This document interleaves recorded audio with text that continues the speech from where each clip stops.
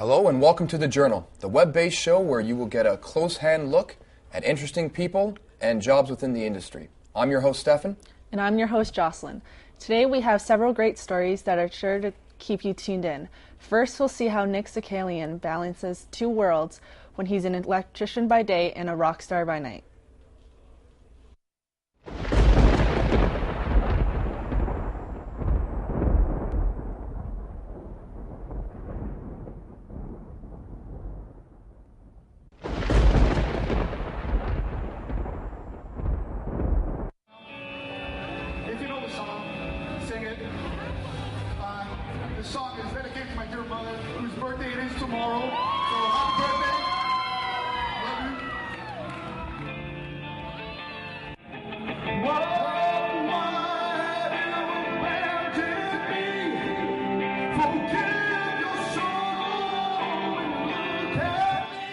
Describe to me the first time you were on stage and you performed. And first time we ever got on stage was a Battle of the Bands for the town of Markham.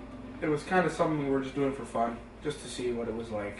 And I wanted to please my two other bandmates who had something going beforehand, but just didn't have a full piece band together. So we ended up doing it and we won it. Were you nervous? Imagine, absolutely. Yeah? Imagine 300 people staring at you. The best thing was to do just to close your eyes and just do it. Mm-hmm. Before you knew it, it was over. We played for a half hour, but it only felt like 10 minutes. Mm-hmm. But, you know, just like anything, it's like you go up in front of 100 people and do a speech. At that point, though, was it exciting? Was absolutely. It shakes? Like adrenaline rush? It was, yeah. And that's when you knew you wanted to, like, keep doing it? I'd rather go on stage every single minute of the day than be addicted to a drug. Yeah. That's the kind of feeling yeah. it is.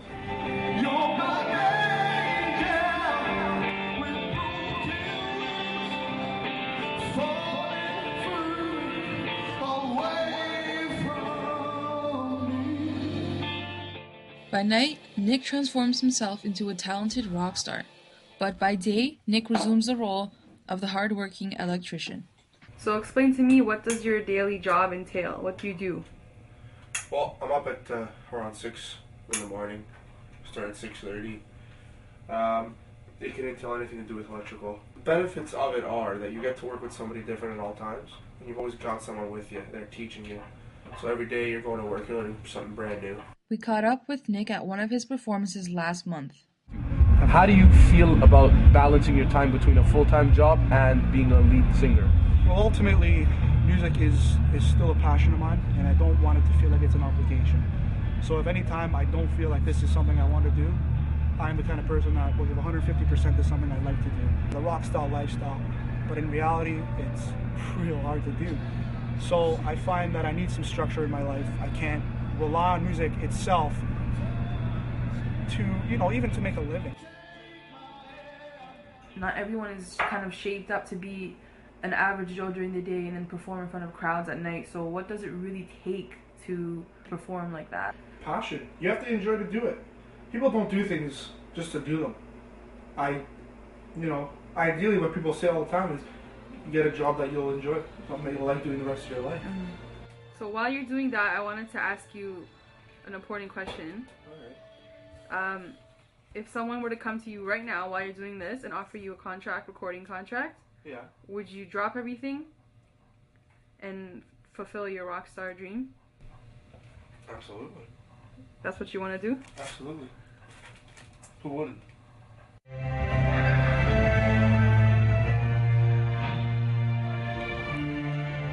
And what was the feeling this last weekend? What do you, after how many shows you've done, what does it feel like now? I'm a rock star.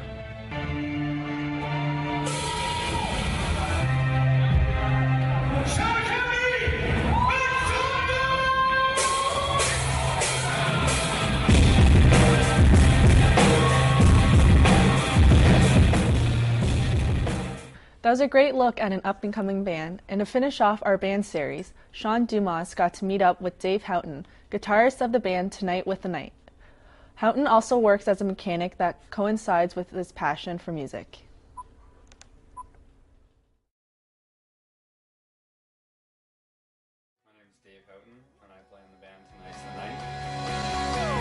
Wish I could tell you I love you, 'cause you're everything I know, and I can't be there to hold you. And Tonight's the night stemmed off from a project a year ago.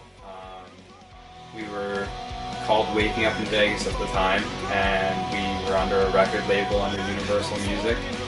And just due to artistic differences and you know, I guess you could say politics, we decided not to stay with that label, and things kind of fizzled out. We got a new drummer, and we started as Tonight's the Night. I've been playing in bands for the last 7 years, all through middle school and high school. And now I'm playing in this band, and I just love playing music.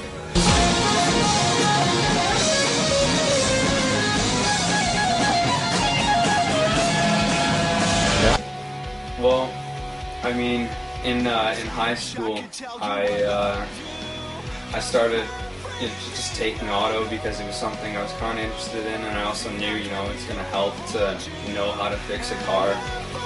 Because I knew eventually I'd be driving one. So I took auto, and then I took a liking to it. My teacher was really awesome, and it's just something I got into. And then I knew I wanted to do music, but I also knew the music industry is kind of it's not very stable. So I decided, you know, I need something stable as well to fall back on in case the music doesn't work out. So that's the other thing I enjoyed doing, so I decided to take auto, and now I'm a licensed automotive service technician. It's tough, but when you love doing something, you make time for it. I'm finding it hard to say the 3 words that you wanna hear, 'cause we're best friends, so I'll pretend that I don't care.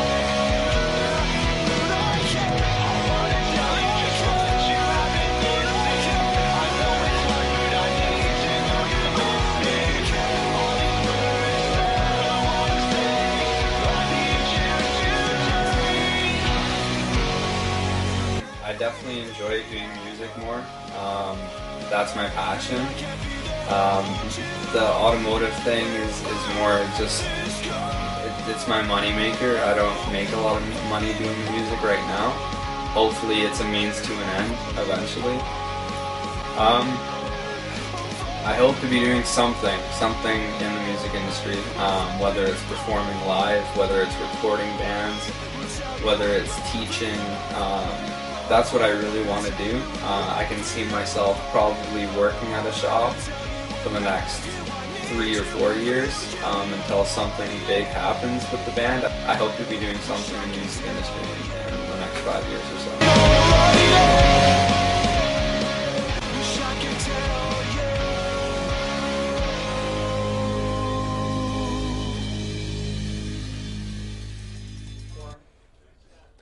What a great look inside the workings of 2 local bands. Next, we will take a deep look into our community, and we'll start by taking a look at how the new community center near Victoria Park and Finch is going to better the community itself.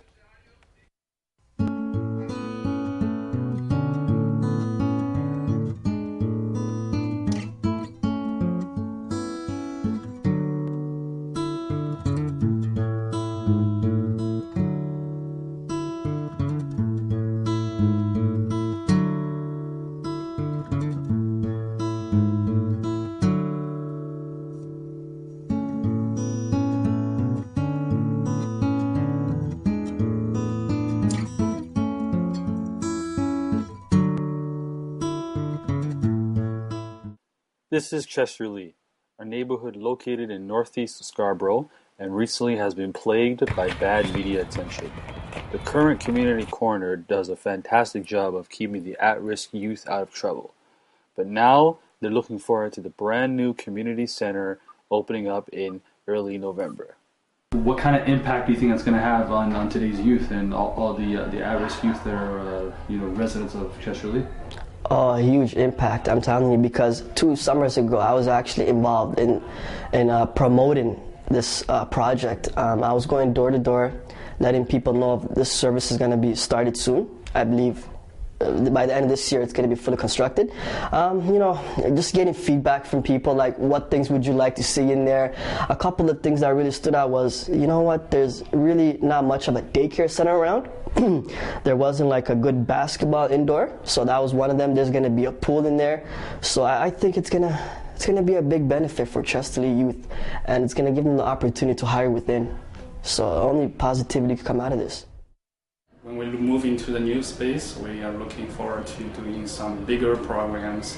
We are kind of hoping to, integrate communities together, because here we have like community speaking Mandarin and it's a community from the housing area, so they are kind of segregated. So we are hoping to, kind of combine these people together, to bring them together, so they can sort of like interact with each other. Our community, as you know, is very diverse. We have very diverse cultural and linguistic and religious background. People from all different parts of the world come to live in Chesterley community. So it's very amazing. And with the new space opening, people are eager to look at more programmings, and also they look at more resident-based, resident initiative that can take leadership in the community to do more. So I'm very happy to be part of the Chesterley community, and I live in this community as well. So I have built out a very good relationship with different community members. Can you talk to me about what this community center does for you ladies? I guess, like, does it help you guys find work? Does it help you with your homework? Want to share a few things, like that, please? There's like a lot of different programs here. There's like computer clubs, like computer work and stuff. There's programs for moms and programs to help you get a job, like help with your resume to help you in the future. There's programs for there's a home club for people that need help from all ages, and also there's a cooking club for anyone who needs to know how to cook. There's places where you can get jobs from, and there's places where you can help, and places where you get to go on trips. And the community, there's people who help the young girls in this community go on trips, go wherever they want, see new things, go on adventures, and just get to see new things. And just to mention, Abdi, that 1.2 million was actually invested by the city of Toronto, so it goes to show that they do care about the youth and the neighborhood of Chesterley. The new community corner is set to open in mid-November, and with this, the diverse population will become united. As well, the youth will have things to do after school and can always be happy and healthy. Thanks, Abdi, for showing how a community can become better by utilizing what's already in the neighborhood. Next, we'll hear from crossing guard Colleen Hastings and her take on traffic safety. It's fall, and it's time for your kids to go to school again. But with intersections like this one, where it's populated with cars, school buses, bikes, and transit, how would you know if your children will be getting to and from school safely? Sure, there are signs to stop and slow down, but what about the dangers beyond the streets? Well, look no further than your street corner, your friendly neighborhood crossing guard. Meet Colleen Hastings, a crossing guard at this intersection of Centennial and Wallace for over 20 years. A friend of mine was a crossing guard over on the next street, so she mentioned it to me, so I became a crossing guard because I love the kids. However, even the best listening children can't avoid all the hazards of street traffic. To get a better understanding, we speak to the head coordinator of the traffic safety programs of Toronto. There are still people that are using their cell phones and they're not paying attention to the intersection. They're not seeing that the crossing guard is standing out in the middle of the intersection, or they're not seeing that the lights changed red and they're going right through. However, being a crossing guard is not as easy as one would think, as many of them have put their bodies on the line while on the job. There are a tendency of making a right-hand turn when I'm in the middle. They think I'm going one way, and meanwhile I'm not going that way. I'm going the same way as they're going. So I've been hit here once, and I've nearly been hit a few times. We've had guards that have pushed kids out of the way and barely gotten out of the way themselves. So it's just driver inattention, I think, is the biggest hazard to the crossing guard. What about safety beyond the streets? Over 8 years ago, this neighborhood was shaken up from the infamous Holly Jones kidnapping. Since then, the neighborhood has been lacking a sense of safety. I knew who Holly was. It was eerie around here with all the police looking for her. Then they discovered her body. Whenever there's a tragic incident in that a child's been abducted or a child's been hurt by anybody, I think all parents want to bring their kids closer and keep a tighter rein on them, and ensure that they're safe. Time helps with that, and having crossing guards, I think, help with that as well, because they know that the child leaves their home and they're in sight of the crossing guard, or they're not far from the crossing guard. And if the child is frightened on the way to school, they often run to that crossing guard, and that's a safe place for them. And most of our crossing guards actually learn all of the kids' names, which I think is amazing. And they call them all by name, and they know what's going on, and how they ask them how their day went at the end of the day, and they're just someone that the child is very comfortable with, and I find that the parents become very comfortable with them as well. And after over 20 years of service, what does the neighborhood think about Colleen? Colleen's been absolutely fantastic. I mean, she's been in the area for as long as I can remember, and that's over 20 years. And she knows all the kids by name, and she is gracious, and she's so kind to all of the kids, and she knows exactly what's going on, and she keeps the neighborhood incredibly safe for all the kids and the adults that are walking the kids, and she's been a fantastic contributor to our community. A feeling that many share in this neighborhood. Reporting for the Journal at Centennial College, I'm Terence Chow, Toronto, Ontario.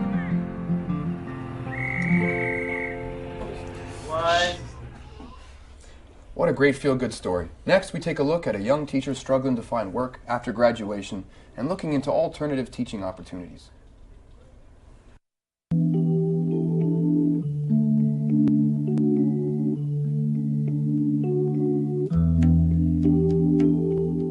An average of 9,000 people graduate from Teachers College. However, 67% of these graduates are unemployed. We meet Winnie Ho, an aspiring teacher who is still unable to find a job in Canada. I applied to the school boards before I graduated and spent about 7 or 8 months looking for a teaching job here. I ended up taking a couple of other courses and working at a childcare center and a tutoring school. There was a surplus of teachers when I graduated, but it seems to be even more saturated now. It was and still is easier to find a job for those who specialize in subjects such as French or special education. Since 2/3 of new teachers are unable to find full-time work, many teachers are taking the advice of the school board and looking overseas where they can easily find full-time jobs. So it was really difficult to find a job here, so I thought maybe I should try somewhere else.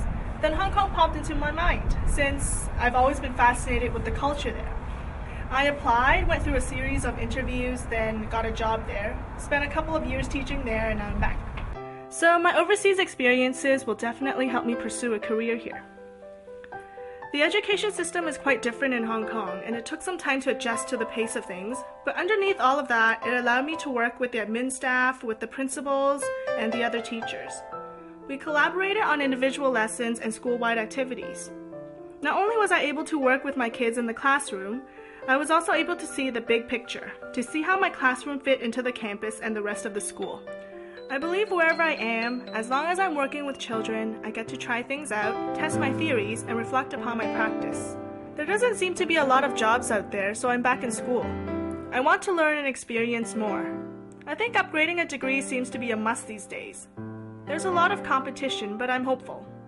Be it teaching in the school system here or overseas, or working with kids in a different environment, I think it'll be okay. Things will work out.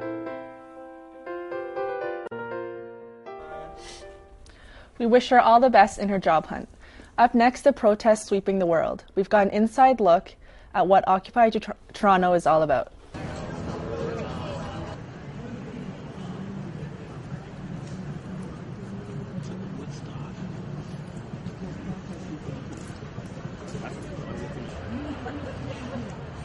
King and Church is the location of Toronto's Occupy movements. It's one of the hundreds of Occupy movements worldwide. Protesters have built a city of tents in the backyard of St. James Cathedral, and they refuse to leave until some sort of vague goal is reached. There's many different sights to behold, and just as many different causes being represented. What's the point? You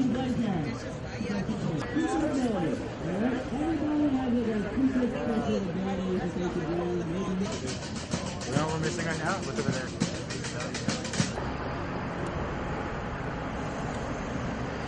The general consensus is that the greed of the economic elite has gone too far. Don't worry, you're out of focus. But it looks like you're guilty.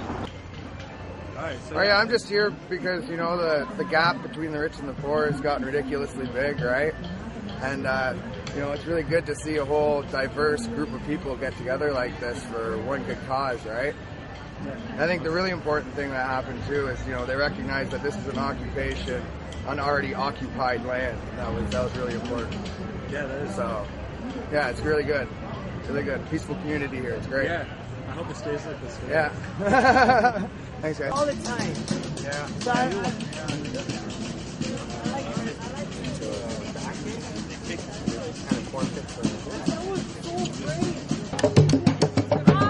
Many are participating in the creation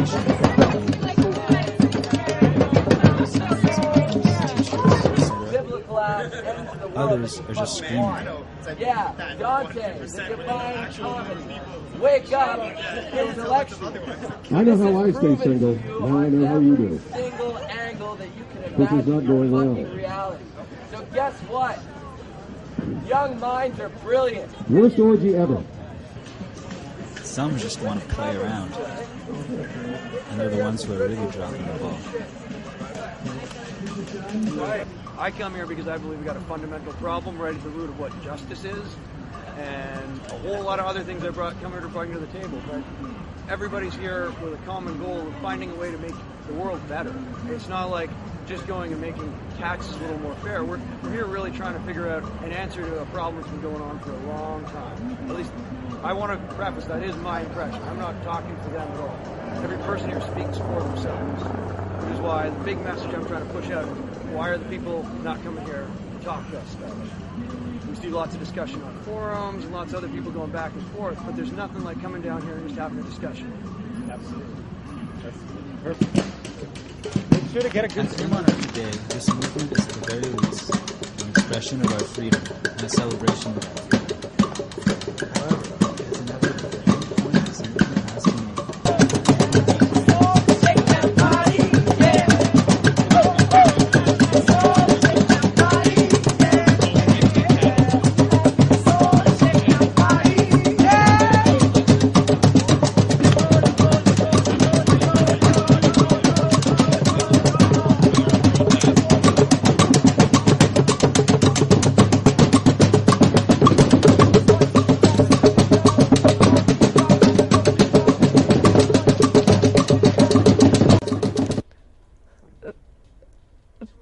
That was an interesting in-depth look at Occupy Toronto.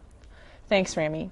Everybody knows about Nuit Blanche, so next we'll see how art is being utilized in this popular event.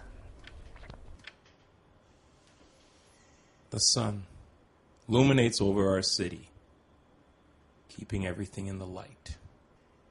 However, as the hours go by in the day, the sun's light slowly slips away from us.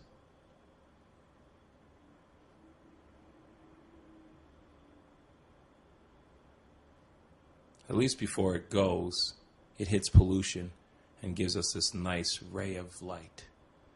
But then things start to speed up, and darkness covers us all. And let's face it,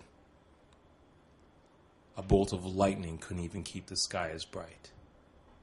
So the city had to find another way.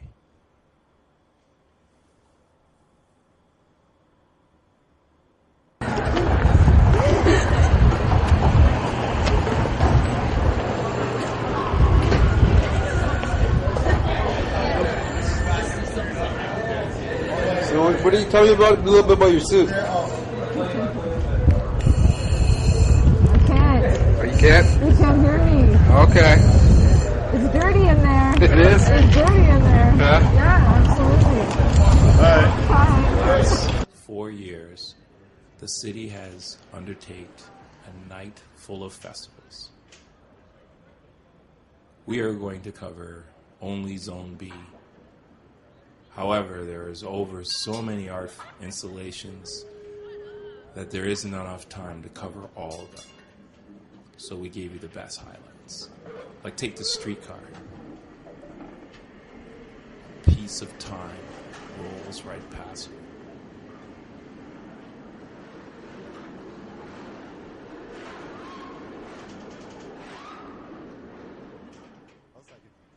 Well, yeah, just because like you Check pretty out much have 27. you pretty much have a mural in the foreground right here, but you have the projection where it doesn't actually go through some of the people in the background. Rather, it stays in the middle. So.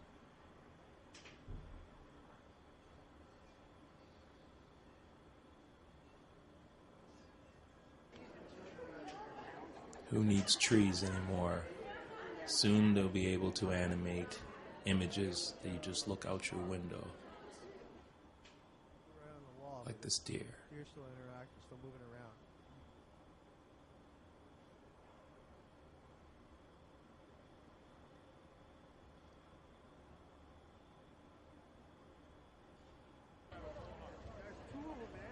But it's not only about flights and festivals.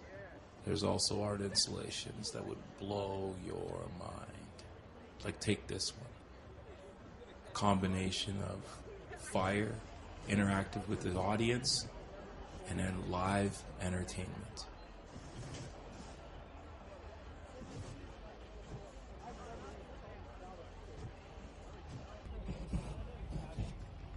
If heartburn felt like this, I'd never be cold in the winter. Each flame going about 16 to 30 feet in the air. All controlled by the fingertips of the spectators.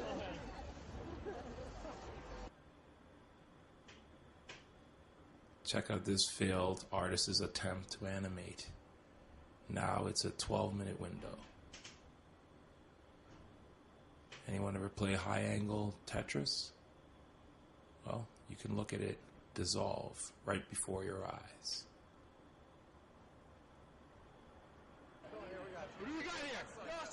This is one of our personal favorites. Mat installation. Plank installation.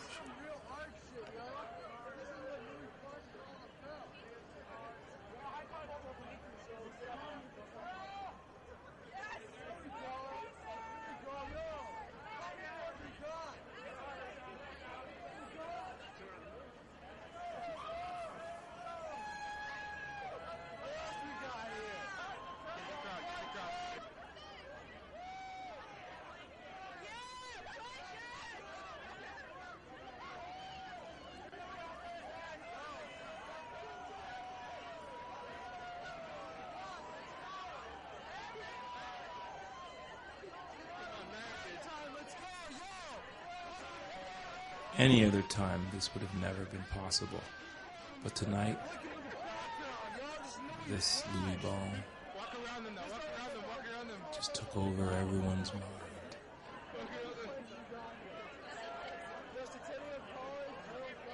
And it was very, very magical and easy to do this.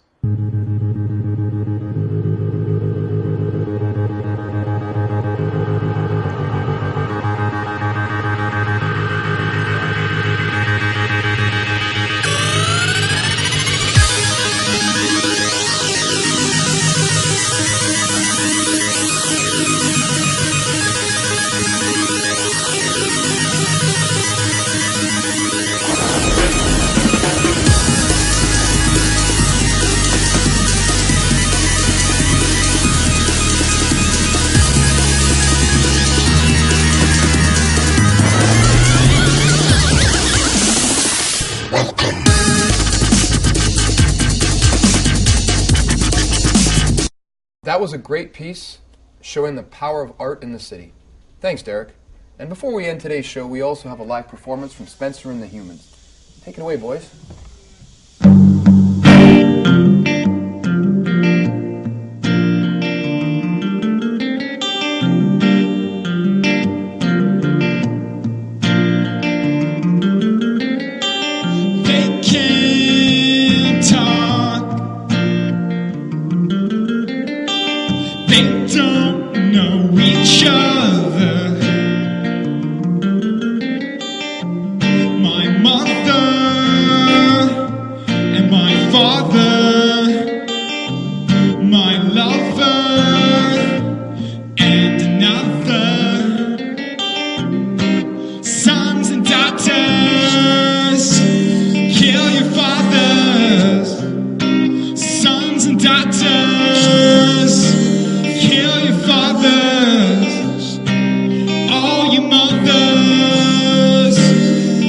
kill each other.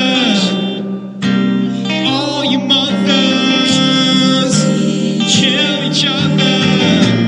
Love can conquer all. Love can conquer all.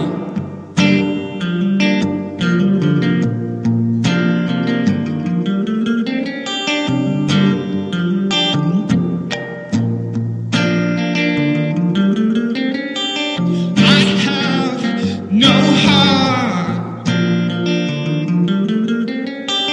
like so far apart,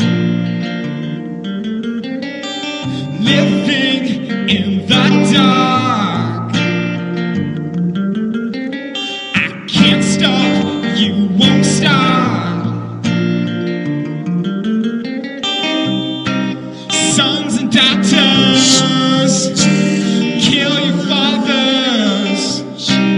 Sons and daughters, kill your fathers. All your mothers, kill each other. All your mothers, kill each other. Love can conquer all. Love can conquer all. Love can conquer all. Love can conquer all.